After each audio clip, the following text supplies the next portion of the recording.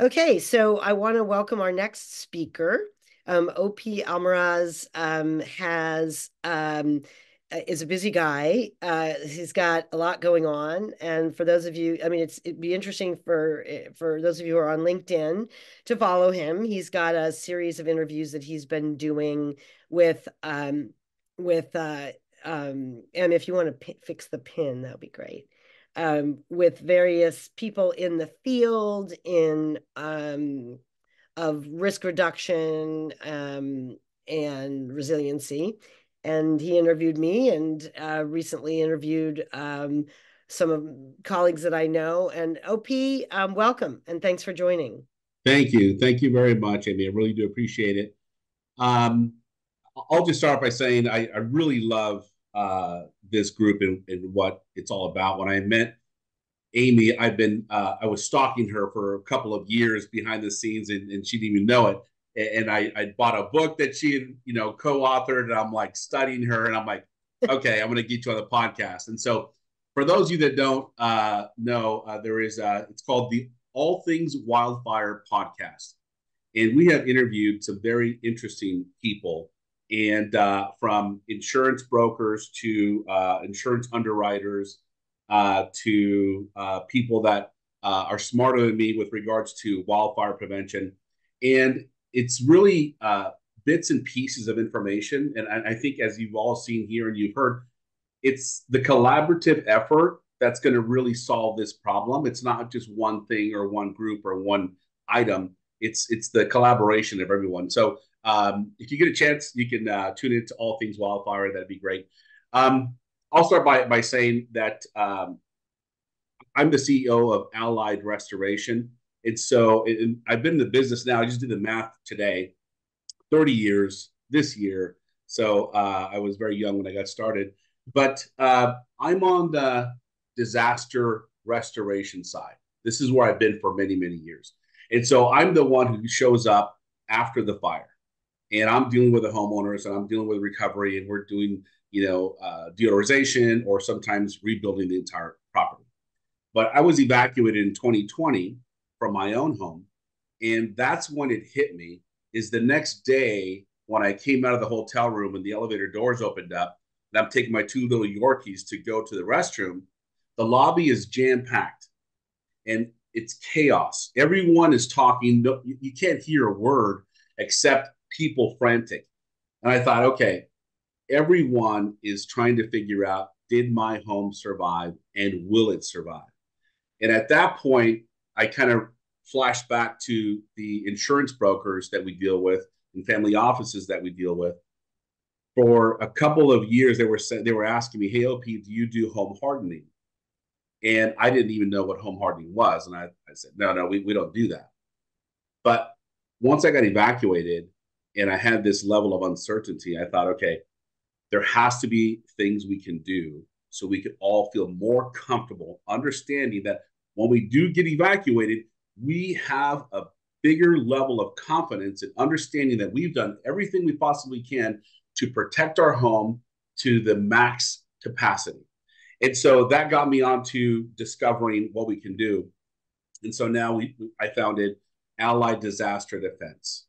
And Allied Disaster Defense has been working with IBHS, the Insurance Institute for Business and Home Safety. We are an authorized assessor and inspector for them when they want to have a wildfire prepared home designation. We're the ones they call out in California to go out and do the assessment. And so we worked very closely with them. And this is like the gold standard right now. And so what happens is you get this designation and you're supposed to be able to take the designation and go over and say, hey, Mr. Insurance Carrier, look what I did. Here's my certificate. Please work with me. And some carriers are beginning to identify that. Farmers insurance agents are calling us weekly in the 5, 6, 7, 8, 9, 10 weekly, saying we need our people to be assigned a designation because the farmers agents right now are getting these letters saying, hey, your homeowner is going to have to get IBHS certified in order for them to have coverage. Good luck. make it happen. By the way, here's the email and here's the website of where to go, and we're listed there. So it's happening. There's a lot going on. But what I wanted to do today is I want to share with you, I'll share my screen and kind of walk you through the things that we do in creating a wildfire prepared home with a designation. And then I'm going to pass it off to my colleague, Mike Thayer, who, by the way, is formerly AIG executive, who works with us now. So if you have insurance questions, I mean, he'll do the best he can to answer them, but he will take you through the process of what an inspection looks like what are we actually looking for specifically and how that works out. So if you don't mind, Amy, I'm going to share my screen. No, that's great. Go right ahead. Okay.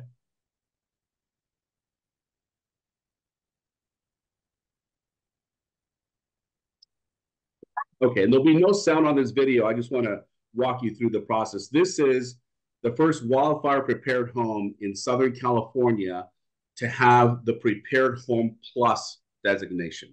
Okay, so you can kind of see what this would look like.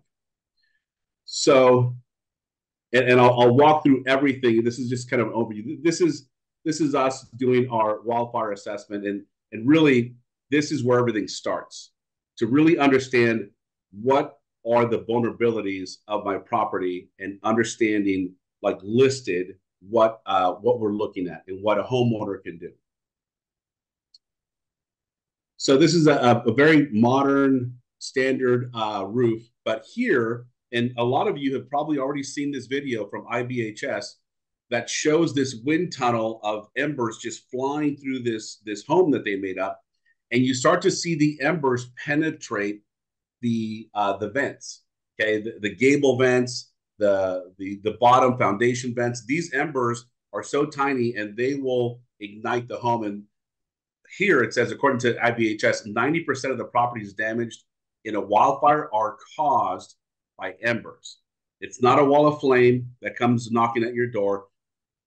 They are the embers. And so this is where a lot of homeowners say, oh, they have this thought process of, yeah, okay, well, I'm not going to have flames coming to my house. I'm not really concerned. Agreed, likely. However, these little embers turn into walls of flames. And so the studies have been made and had, and they've decided and figured out this is what causes most of the damage. So then from here, you see here, this is a gable end right here, gable vent. You can see on this home, there's a gable end there. And so what we've done is you have two options. You can install a ember resistant vent that you measure and you order it, and then you retrofit it on the outside of the vent, okay? Or you can go in now they have this wildfire mesh that is stainless steel, ember resistant, and you could put that on the back side of the vent. And my friends, this has become a game changer for speed and for cost for homeowners. When you have a vent, and we install vents all the time, but when you have a vent that you have to order, they're going to be between $25 to $200. It depends on the vent that you have. If it's unique, it's going to be more money. If it's standard, it's going to be a standard price. But this mesh is a lot more cost effective, and it takes care of making sure that the embers do not enter. Then we go on to, I wanted to show you this because oftentimes people think if you have a tile roof, you're okay. But here, this arrow shows you these are vents. These are tile vents on a roof. And so you don't see these. They're not very visible. But if you look at the snapshot on the left side, this is airflow. And so these tiles are disguised, or these vents are disguised as tiles to give it a good uniform appearance. However, there are vulnerabilities here. So when you're doing assessments, if you're out there or if you have homes that, or your own home that has these types of vents, you've got to make sure you get into the attic and you address it from the attic side. There are also vents that you can install and replace from the roof also, but this is more a lot easier to do. As you can see, the embers are traveling through the open vent areas. And the standard 1/4 inch mesh just doesn't prevent the embers from coming in. And one of the other things that we do, this is, a 0 to 5. A lot of you have heard this 0 to 5 conversation. This area here has got to be free from any vegetation and virtually from anything. And I'll let Mike kind of share what the details are from IBHS, but they make it pretty standard. 0 anything. You're going to have gravel or some sort of decorative stone or sand, but you cannot have grass and you can't have any other vegetation around the perimeter. And I just want to point out the thought process here is if you have vegetation here underneath these windows and you have a small plant that looks like it's not threatening, embers can get into the debris of the plants or the shrub, and the embers will start to ignite, and then the embers begin to ignite the brush, and then the brush then with its radiant heat will then break through the window, and now we have ignition inside of the home. And so, Pete, can I just since of course, right on this topic, I'm just going to interrupt for a split second. Is that mesh the Australian product known as bushfire mesh? yes. Okay, so even though it's not on the CAL FIRE list, it's still acceptable for the IBHS setting? Yes. So bushfire, they actually have gone through additional testing. They have, and I'll let Mike kind of tap into this a little bit more, but they have gotten some certifications on how it could be installed. It meets the standard for, I think, a vertical installation, but not for a horizontal installation. So there are some details there, but the carriers are seeing this and saying, "Go for it." Fine. And then quite frankly, it works. Yeah. Okay. Yeah. So they've done quite a bit of work here in the last year to get this certified.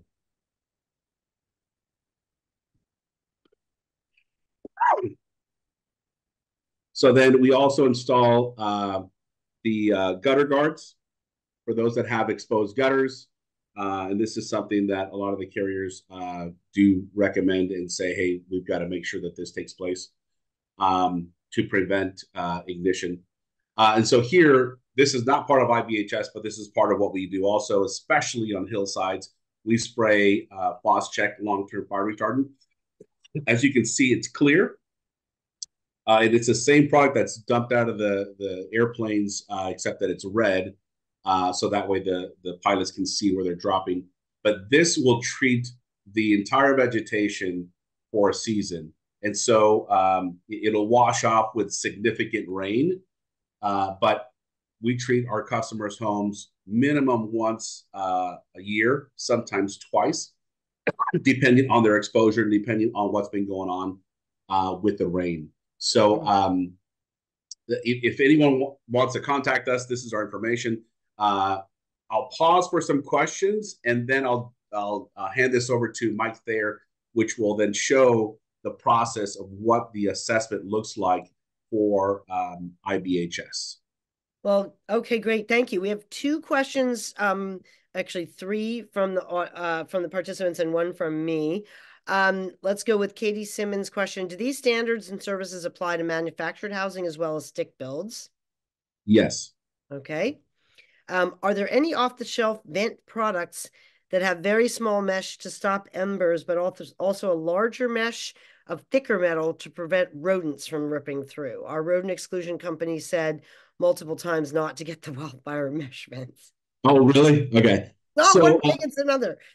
Yeah. So I would just say, if you're going to do it yourself, and by the way, all of this you can do yourself. You don't need us. You don't need a contractor, except when you need a contractor. If you have some real special things that have to get done, you need construction done there.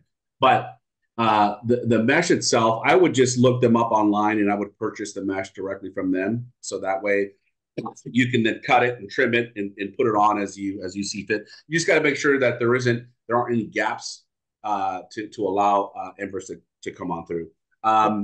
But that's so I don't know about other meshes. This is just the only one so far, and I'm sure there are more to come that we use and that's been approved. Okay, great.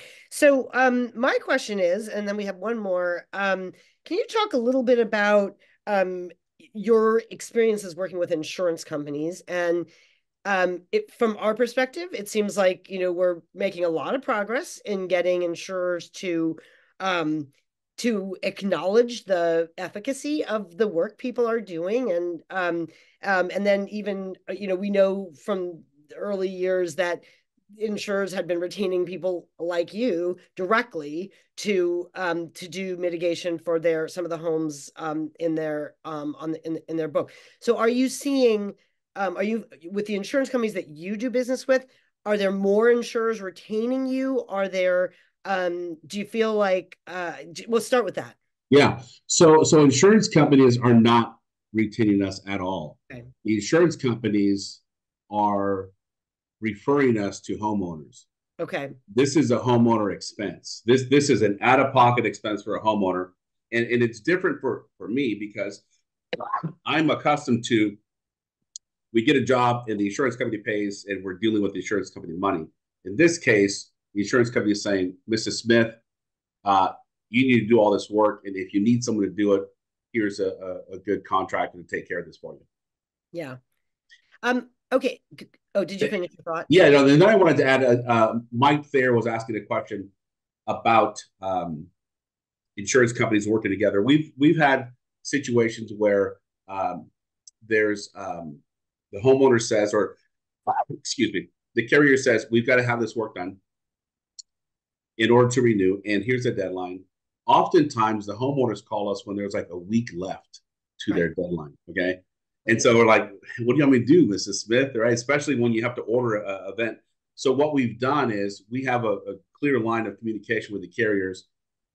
We have a conversation. We let them know, hey, Mrs. Smith, your policyholder is on contract. Let me forward you the contract. Can you please extend some time for her? Mm-hmm. And they'll typically say, hey, cool, I see that, no problem. Let me give you another month, and then please show me proof. And Okay. so that's part of what we do with our homeowners. Another thing that was really significant is an insurance company had sent a letter to an insured and said, you need to install sprinklers around the entire perimeter of your home on the roof to spray the whole home. And so we have retired and former firefighters and fire captains on staff. And when we went out to go inspect the job, it was very clear that these types of sprinklers were not going to be effective. The home was completely stucco. It was a hardened roof. There was not much these sprinklers will do. So we were able to write a report explaining why this wasn't necessary, but then Hmm. also saying this is what's necessary, Hmm. and it saved the homeowner $200,000. And so they accepted it and said, "Great, we understand it. We now understand the risk of this profile of this property. Proceed with ember resistant vents," and that's what took place. So we work hand in hand with the homeowners and then try to bridge the gap as much as we can with the insurance companies. Yeah. Well, I have a question that it came in through Kurt Kruger that and I want to kind of, I'm gonna adjust it a little bit. So Kurt writes there's at least 5 different lists of home hardening practices, right? CAL FIRE, IBHS, FAIR Plan, etc. Is there an effort to standardize? Now, this working group worked really hard to try to get consensus among fire scientists and former fire chiefs, fire active firefighters, everybody in this ecosystem, to try to drill down to that list of what are the most important, most effective things. And we came up with our own list, and then shortly thereafter, IBHS came out with their list, and shortly thereafter, the Safer from Wildfires framework was unrolled. And so we have this chart with these 3 things.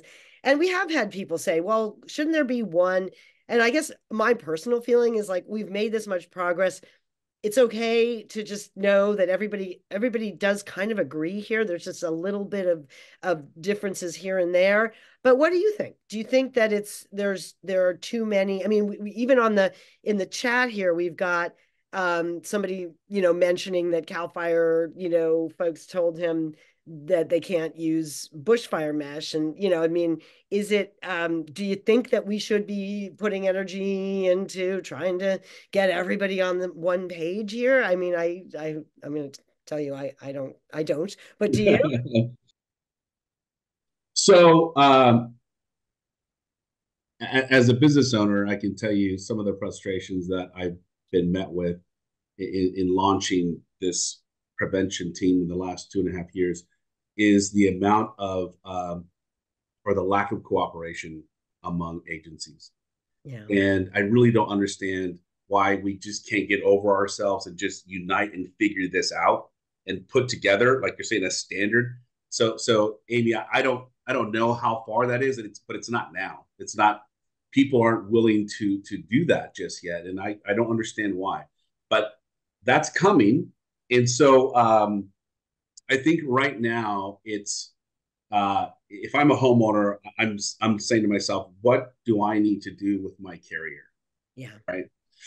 And if that carrier, and if I accomplish that, great, and I'm willing to do it, great. Number one is, are you willing to make the investment? Number two is the aesthetics.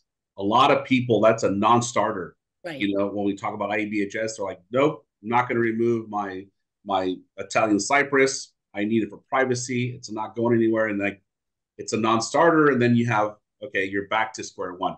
So if people are willing to make the investment and to understand what it's going to take, and understand this is going to be a new normal coming our way, then the faster that they can jump on board and become more attractive to carriers. If the one carrier says no, well, guess what? You dressed up and you put on the lipstick, and now you can go out there and just flirt with all the insurance companies and see who's going to take you, right? So, but if we don't do our part, then we're going to be looking like the average person. So Right. Right. we need to separate ourselves. I really get that. And my only feeling about what, let's just keep moving here. We're making some progress is that firstly, the Department of Insurance standards that they put into place last year, which are very important, very helpful, and the regulations on the that insurers have to give a mitigation discount do allow for some flexibility. It can meet either this or that or that. And I think that's important because just of the way the world works, right? Is that having a couple different paths to get to the same place is going to increase people's ability. And again, the aesthetics issue is just a huge one, not to mention covenants, codes, and restrictions that are in place in some areas like where Sandy and Sandra Wetzel Smith and you're up next on live, that actually say you can't, you have to have a wood fence, or certain things of with landscaping. And again, because these realities are constraints on people, property line and how much you can control around your home, I think having there be multiple standards is actually helpful. Sandy, did you have a question you want to ask? Yes, I do. Um, First of all, since I haven't gotten to meet the gentleman, my name is Sandy Wetzel Smith, and I live in the Scripps Ranch, and my house and my entire neighborhood burned down in 2003, which is where I met Amy and everybody else. Um, and I was wondering, one of the pushbacks that I've been getting is on the zero zone, is there any possibility that there are succulents like a jade plant or something that would qualify? Because I find not only have people potentially invested thousands of dollars into existing landscaping, and they did it because that's their taste, but I don't have any option other than telling them, how about gravel or cement? I was wondering, because I'm also in the San Diego Cactus and Succulent Society, and we were looking at a selected number of things that appear to be, and I looked up the testing. It's not as far as I can tell, they haven't been tested rigidly enough, but it looks like they might be not only resistant but suppressant to these kinds of things. And I think it would make it so much easier for people to change a culture, because in my whole life I have found it's one thing to change your mind about something, but if you're going through and saying we're not going to have lawn anymore, I mean, in my HOA, if 20 years ago I had taken out my front lawn and put in succulents, they probably would have arrested me. And now it's the cool thing to do, but we also completely burned down our whole neighborhood and on a rebuild. But Well, I would love it if we found that there might be something, some half a dozen or whatever to choose from, succulent type plants that would be okay with fire people, and it would make it an awful lot easier on the culture level to get people to be willing to put in, because I just don't want to. Right. Yeah.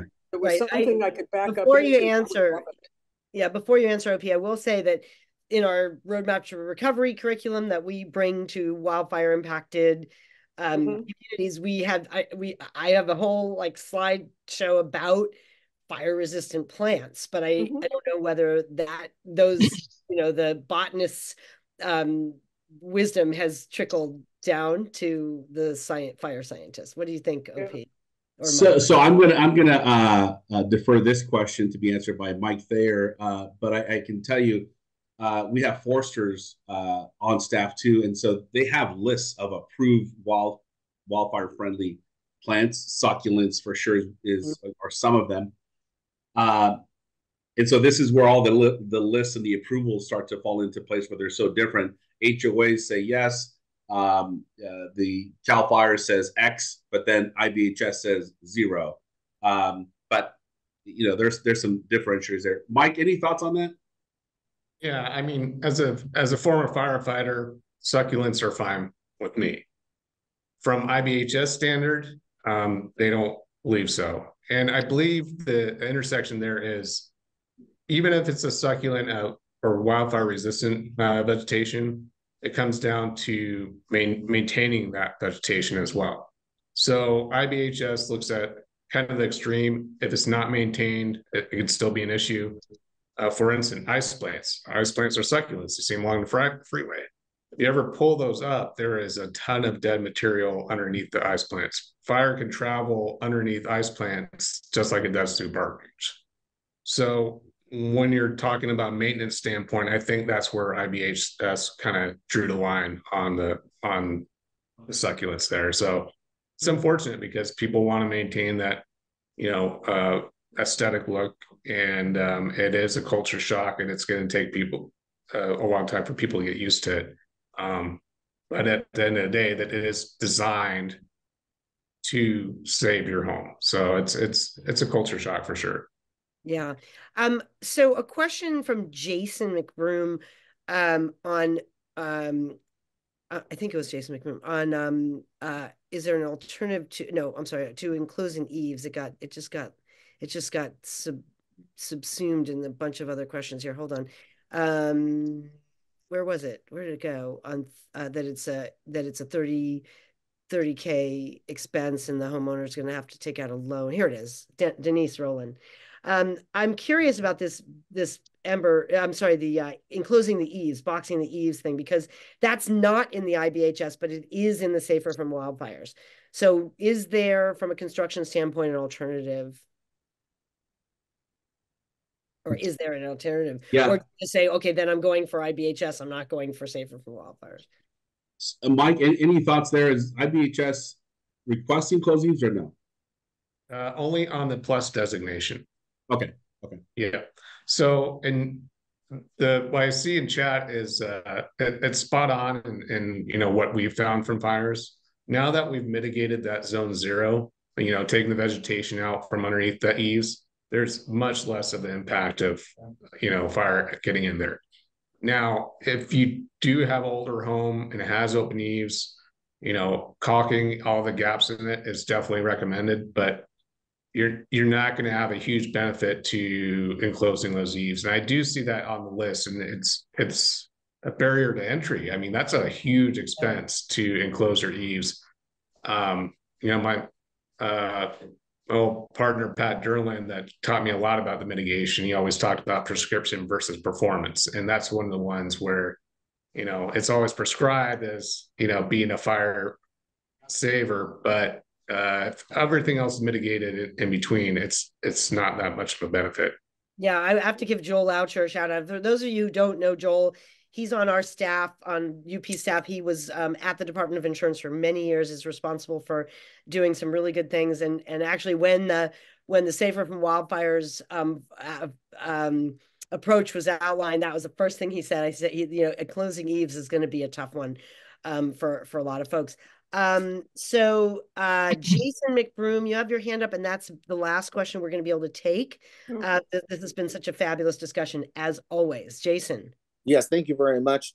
The Luca Carmenegini from University of California Agricultural and Natural Resources shared with the San Diego chapter of Fire Safe Councils the scientific proof to show if a homeowner has two alternatives, boxing and enclosing the eaves is option one at $37 per square foot on a two-story home that's not considered quote unquote low cost retrofits.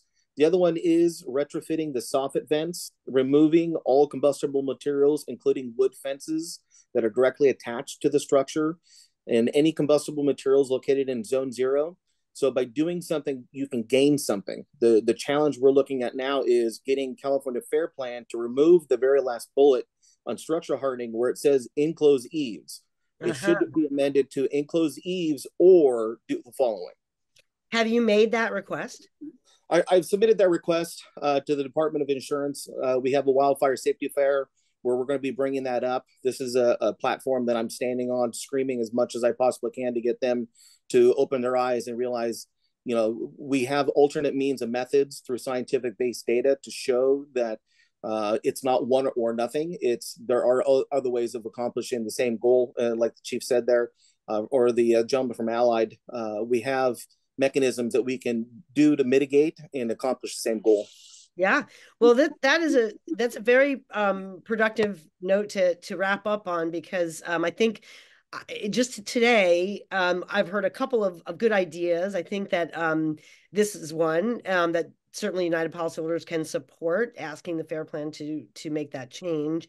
But also I think that you know, while I understand the IBHS's view, and we have really, I mean, from the minute they came on this call, like right after they unrolled their the wildfire prepared home to-do list, that was the first question I asked their representative. Can there be any flexibility with plants in the 0 to 5? And they have maintained that position, but I feel like maybe there's some more lobbying that could be done there. I mean, certainly we see the results of their testing, but on the other hand, it is probably of all the barriers to getting people to qualify, that's probably number one. And so I really appreciate, Sandra, I appreciate, the work you're doing and trying to be creative, because we know that the green reality is just huge. So I want to really, again, thank our guest speakers, Brittany, the two Brittany's, OP and Mike, and everybody who showed up today, and all those who've been sharing little bits of information in the chat. And I'm just so grateful to be able to be keeping this relatively informal but really productive meeting series going. Last week I went up to an event that the Rural County Representatives of California hosted in Sacramento, and they're one of our partners. They are helping us with our survey, with our getting our survey link out there, so we can keep our finger on the pulse of what is happening to people out there in the state of California with regard to their home insurance. And it really was amazing how, like, every single elected official who took the stage at this event mentioned how much work they're doing in their community toward wildfire risk reduction. So, the work is happening. And change in the insurance world comes slowly. They're very, very large ships, often, that take a long time to turn. So I think, we haven't seen the kind of progress in loosening up options in the market that we are hoping to see, but we are certainly seeing incredible work by all of you who are on the ground in your community. So keep up the great work.